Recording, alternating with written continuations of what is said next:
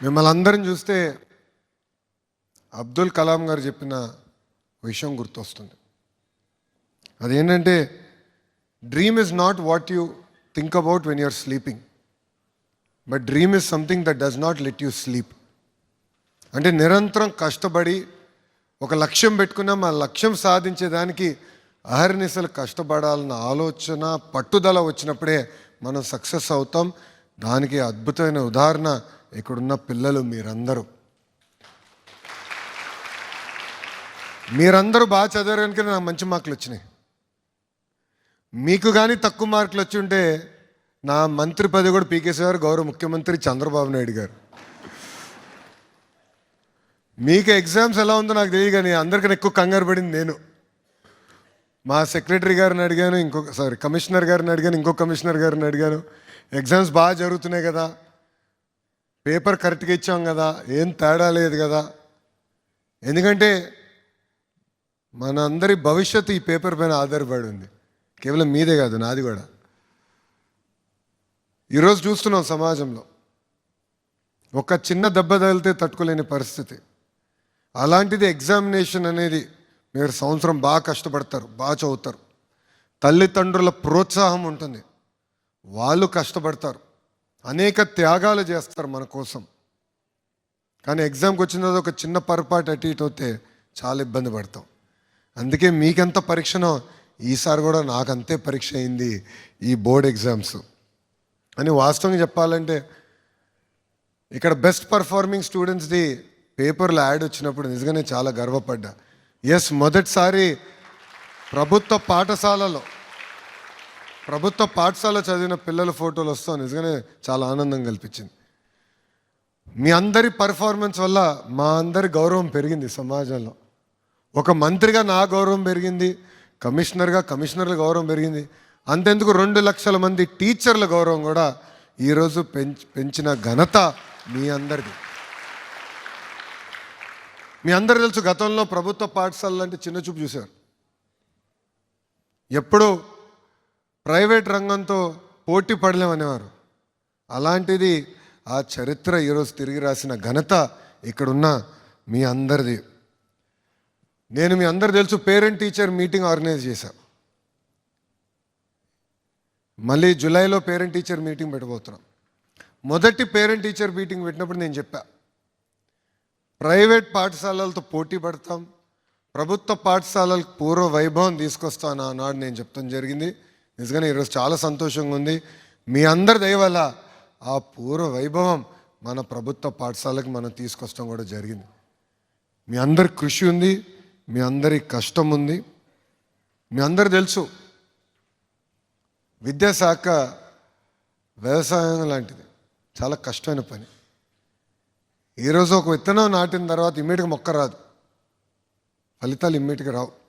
ప్రతిరోజు నీళ్ళు పోయాలి, ఎరువులు వేయాలి, అవసరమైతే పురుగు మందేయాలి. మళ్ళీ అకాల వర్షాలు రావచ్చు, కరువు రావచ్చు, అవన్నీ అధిగమించుకుని ముందరికి వెళ్ళాలి. పంట చేతికి వచ్చినప్పుడు బంగారం వచ్చిన భావన రైతులు కలుగుతుందే. అలా ఒక విద్యాశాఖ మార్చులుగా మిమ్మల్ని చూసి ఈరోజు టీచర్లు కానివ్వండి, తల్లిదండ్రులు కానివ్వండి, మొత్తం విద్యా వ్యవస్థని మిమ్మల్ని పర్సనల్గా తీసుకుని నర్చర్ చేసి ఈరోజు ఈ స్థాయికి తీసుకొస్తే నాకు రైతన్నకి ఎంత ఆనందం కలుగుతున్నావు అదే ఆనందం నాకు కలిగింది. ఇంకా కష్టపడాలి, మనందరం పని చేయాలి. ఒక హిస్టరీ అనేది కలిసికట్టుగా మనం సాధించాం. పోయినసారి కూడా చెల్లమ్మ వచ్చింది, కాన్స్టిట్యూషన్ డే, రైట్. అదే అప్పటి నుంచి ఆలోచిస్తున్నా, మీరు స్పీకర్ కదా, కరెక్ట్. ఆ రోజు కరెక్ట్ మాక్ అసెంబ్లీకి ఎక్కడో చూశాను చెల్లిని అనుకుంటున్నా. అప్పటి నుంచి నేను ఎమ్నాడు విల్టేజ్. గుడ్ అమ్మా, వెల్కమ్ టు ద ప్రోగ్రామ్. ఈరోజు నాకు చాలా గర్వకారణం. ఎందుకంటున్నానంటే వచ్చే ముందర అధికారులు కూడా అడిగా, ప్రతిరోజు అడుగుతా, ఈరోజు స్పెసిఫిక్గా అడిగా, ప్రైవేట్ పాఠశాల నుంచి ప్రభుత్వ పాఠశాలకు ఎంతమంది పిల్లలు వచ్చారంటే 106,000 మంది పిల్లలు ఈరోజు మైగ్రేట్ అవుతాం జరిగింది.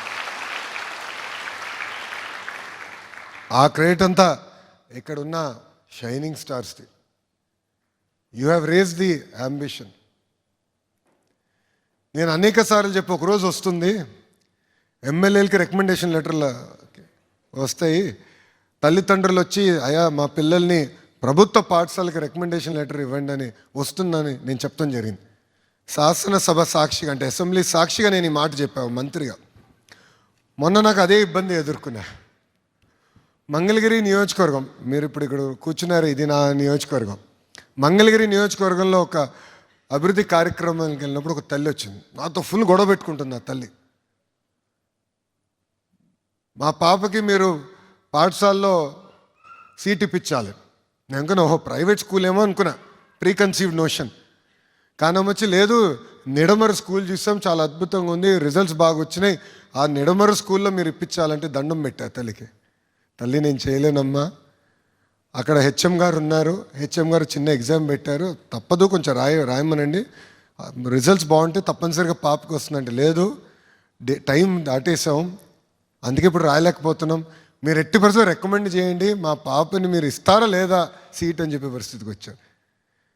ఇలా అన్ని ప్రభుత్వ పాఠశాలలు అవ్వాలనే నా లక్ష్యం, ప్రభుత్వ లక్ష్యం.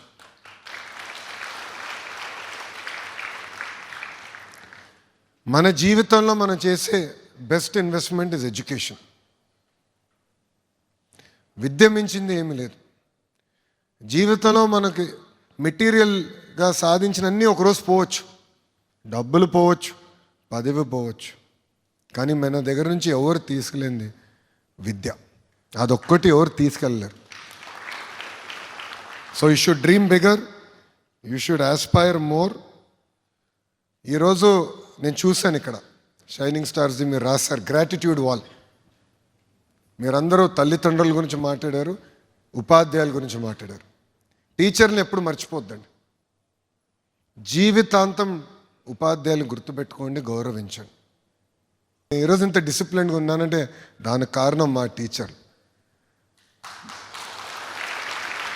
ఇక్కడనే కాదు, నేను కార్నిగీ మెలన్ స్టాన్ఫర్డ్కి వెళ్ళినప్పుడు కూడా అక్కడున్న ప్రొఫెసర్స్ నన్ను గైడ్ చేసేవారు. నా కెరియర్ కౌన్సిలింగ్ కావాలంటే నన్ను గైడ్ చేసేవారు. సో వాళ్ళందరూ నేను ఎప్పుడు కూడా గుర్తుపెట్టుకుని, ఎప్పుడు కలిసినా వాళ్ళ దగ్గర నుంచి ఎప్పుడు వాళ్ళ కాలు దాక్కి ఆశీర్వాదం తీసుకుంటాం జరుగుతుంది. అందుకే టీచర్ని జీవితాంతం గుర్తుపెట్టుకోండి. ఈరోజు మీరు ఈ స్థాయికి వచ్చి ఇక్కడ కూర్చోగలుగుతున్నారంటే దానికి కారణం మన టీచర్ల త్యాగం ఉందని మీ అందరికి తెలియజేస్తున్నాం. అంతేకాకుండా నేను విద్యాశాఖ మార్చులు అయినప్పుడు చాలామంది స్కూల్స్ ఇట్లా చేస్తే బాగుంటుంది, అట్లా చేస్తే బాగుంటుంది అన్నారు. నేను ఎప్పుడూ అనేవాడిని హార్డ్వేర్ కూడా బాగుండాలి, కాదని అనట్లా, కానీ సాఫ్ట్వేర్ మర్చిపోతున్నాం. సాఫ్ట్వేర్ అంటే పిల్లలు, టీచర్లు, తల్లిదండ్రులు. ఈ ఎకోసిస్టమ్ పూర్తిగా విస్మరించి అద్భుతమైన భవనాలు కడితే రిజల్ట్స్ వస్తాయి అనుకుంటే చాలా పొరపాటు. అది కూడా అవసరం, దాంతోపాటు ఈ ఇంటిగ్రేషన్ చాలా చాలా అవసరం.